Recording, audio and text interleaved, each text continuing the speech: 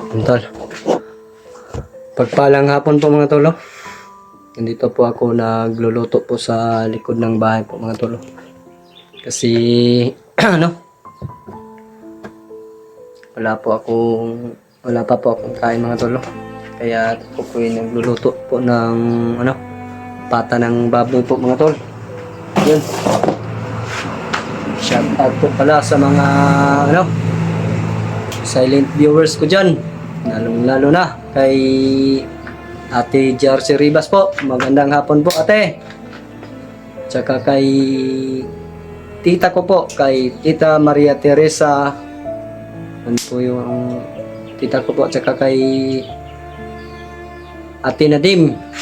Ay ate, magandang hapon po. Tsaka sa iyo din tita, magandang hapon din sa iyo tita. Tita Maria Teresa po. Magandang hapon po sa iyo. Tsaka sa lahat-lahat po ng mga subscribers ko po, no? Mga viewers ko. Maraming salamat po. Mapagpalang araw, mapagpalang hapon po sa ating lahat. Ito po ako mga tolo. Nagluluto. Sobrang init na po mga tolo. Siguro malapit na itong maluto itong niluluto kong pata ng baboy po. Kunti lang po yung ano, niluto ko mga tolo kasi wala po dito si ano, Patrick. Sinama po siya ni ano, Kuya Bads, sama nila si Dodong at saka si Patrick ni Kuya Bads. Punta daw sila kang ano, Lolo Jumbo. Hindi na ako sumama mga tol kasi wala po akong masakyan mga tolo. Mahirap po.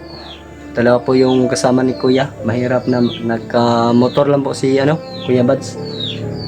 Tolo. Dito lang po ako sa bahay na papahinga po mga tol para pagbalik po sa akyat po ng bundok. Sigurado po ako mga tol, condition po yung katawan ko. Siguro parang napansin ko po mga tolo, parang tumaba po ako kunti kasi parang ang bigat na po ng ano, katawan ko. Pinapalambutan ko pa po mabuti yung ano mga tolo, pata ng baboy kasi parang makunat pa po mga tol, hindi pa, parang matanda na yung nabili ko. So mas mabuti na po yung matanda ng karin ng baboy po mga tol kasi yun pong dapat po ano, tinula, masarap po ano sa tinula mga tol. Lagyan ko po ng malunggay. Ito po mga tol. May malunggay na po ako nakahanda mga tol. Ito. Kunti lang po mga tol. Kasi kunti lang po yung niluto ko mga tol. Kasi ako lang po mag-isa. Wala po dito yung kasama ko si Patrick. So nagtatanong po kay Dodong po mga tol. Paisip na po ako kay Dodong mga tol kasi nag-butize na po ni Kila mga tol. Sana magaling pa si ano, tulungan ni Rimat si Dodong. Obligasyon ko rin po yun si Dodong tulungan mga tol. Kaso po mga tol, sinisya po talaga, hindi pa po ako sa ngayon aakyat kasi malapit na po yung mga Pasko mga tol, yung Pasko na malapit nang darating na Pasko, tsaka magbagong taon na rin, malapit na po mga tol. Napag-isip-isip ko po na tumito muna sa bahay mga tol. Kahit wala po akong explore, naghanap po ako ng paraan para po may ma-upload po ako araw-araw. Kahapon po mga tol, wala po akong na-upload mga tol kasi katulog po ako. Sobrang tulog ko po mga tol kahapon. Sayang, nagluto pa naman ako kahapon ng ulam.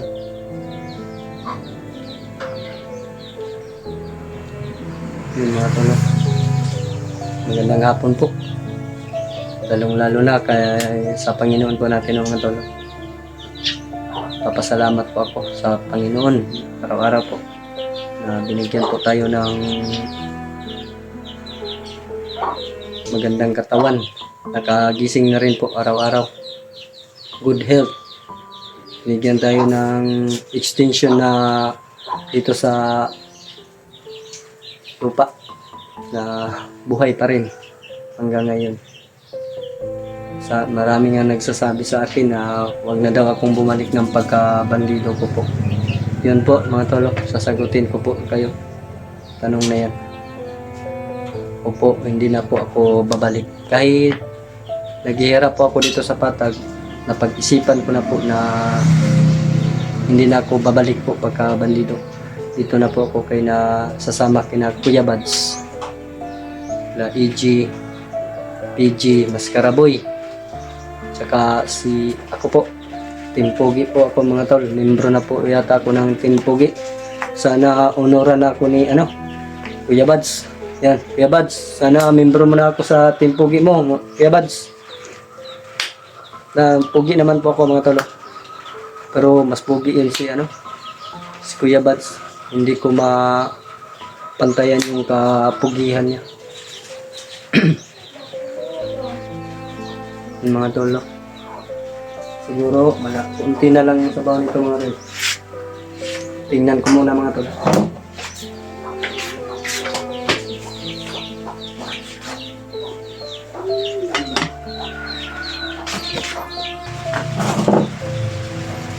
Tagal pa tong maluto mga tol kasi sobrang kunat pa po. Nilagyan ko ulit ng tubig para muntik na pong maubos yung po mga tol. Yung tubig, binabantayan ko po mga tol kasi talaga ko magluluto. Tabi po.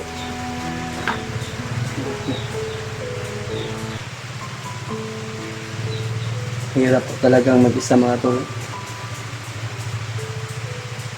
Walang kasama, walang ka-istorya po.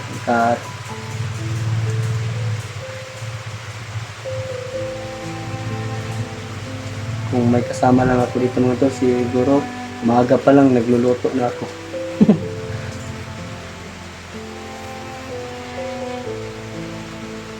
Masarap po daw pag may kasama sa bahay. Yung asawa, tinatawag nilang asawa pag sa Bisaya, yung tawag sa Tagalog din. Hindi po kasambay ang tawag din mga tol. Wala po tayong bangbayad pag kumuha tayo ng kasambay. Liit po ng bahay.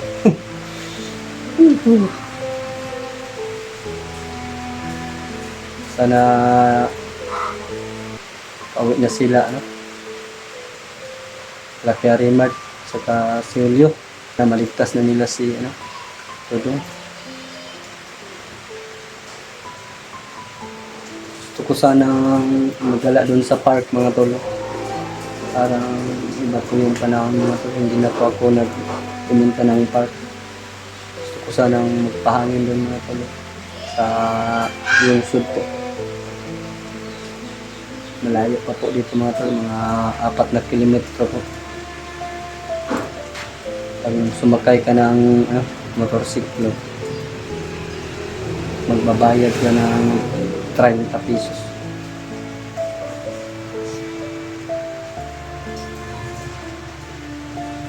Paano kaya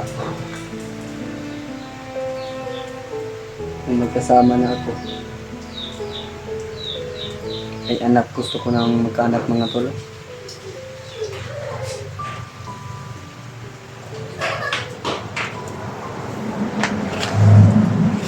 Iinggit ako pag may nakikita kong mag-asawa may anak. Parang ingit sa kapitbahay mga tol. Yun po mga tol, may mga doon sa kabilang sa kapitbahay namin, may mga bata. Pag may kakalabas ako, bibili ako ng nakakain nila mga tol. Yung mapagkain ng bata mga tol, binibigay ko sa kanila.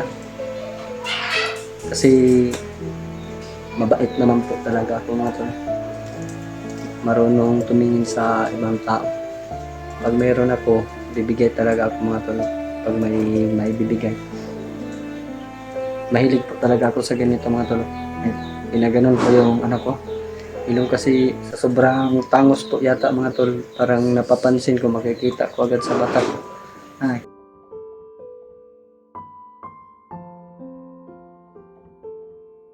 mga bata mga tol.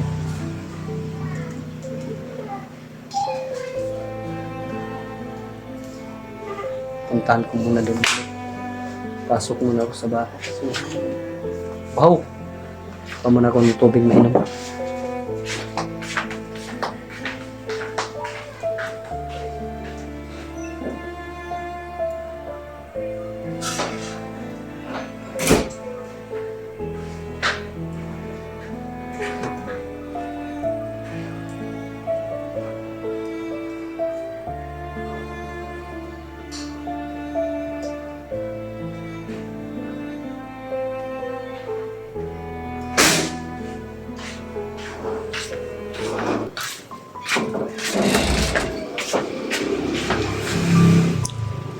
Kumukulo na po ng malakas yung niluluto ko mga tol.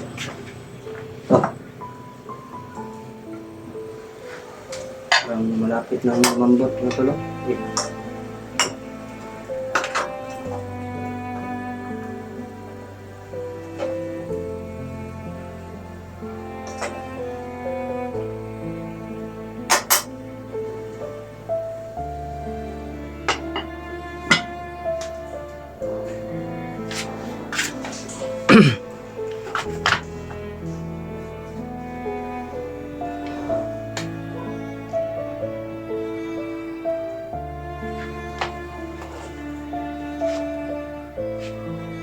Grabe yung panahon natin yung mga to.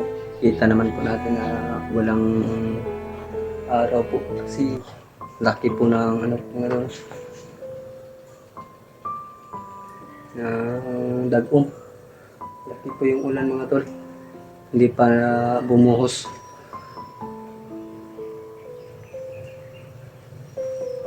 Pag malakas po yung ulan, mga 3 araw mga tol.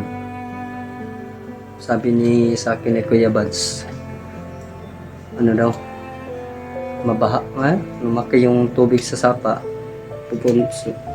pupunta sa loob ng bahay nila Kuya Bads. Sama rin dito mga tol, baha yung tawag yung baha. Sana hindi magtagal ang ulan mga tol pa. Gusto ko ganito lang para hindi po magbaha dito mga tol. Parang hindi ko pa naranasan na mabahan po mga tol. Sobrang hirap po yata pag magbaha dito.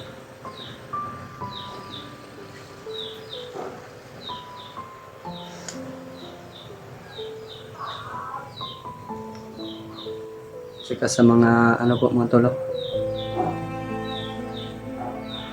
kay Dudong, balik tayo kay Dudong mga tol.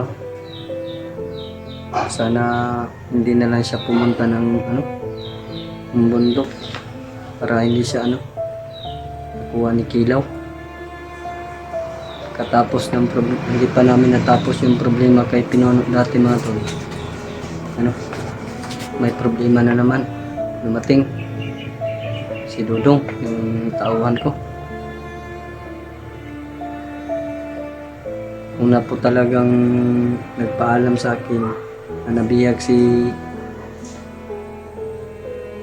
Dudong, si Rimard po, tsaka si Julio. Kumontak po sila sa akin mga tolo. Biyag si Dudong. Nandun po kami sa ibang bundok, tumulong po kay Pinono. Hindi pa namin nakuha si Pinono. Yun, may problema na naman hanggang ngayon po mga tol. Problema na naman kay Dudong. Hindi po namin alam kung paano kunin si Dudong. Hindi pa namin napagplanuhan nila Kuya Bads. Siguro mga tol, pagbalik namin bundok, doon na kami mapaplano kung paano po kami gagalaw doon sa bundok para makuha namin ulit si Dudong. Kasi panood ko po sa YouTube po mga tol, in-upload po ni hypnotize daw si Dudong. malapit na yung Pasko. May katigasan kasi ng ulo po yun si Dudu mga tol. Kahit may katigasan ng ulo po mga tol, naawa po ko sa kanya. Sana po ay ligtas na nila Mart, Julio. Saka yung si Commander Julius, tumulong din sa kanila mga tol. Nagpapasalamat din ako. Magklase talaga si Kilaw. Hindi po siya harap po ng labanan. Patakbo-takbo po yung taktika ni Commander Kilaw. Hindi po mga tol. Parang tambot na yata itong niluluto ko mga tol. Mamaya tol, kain tayo mga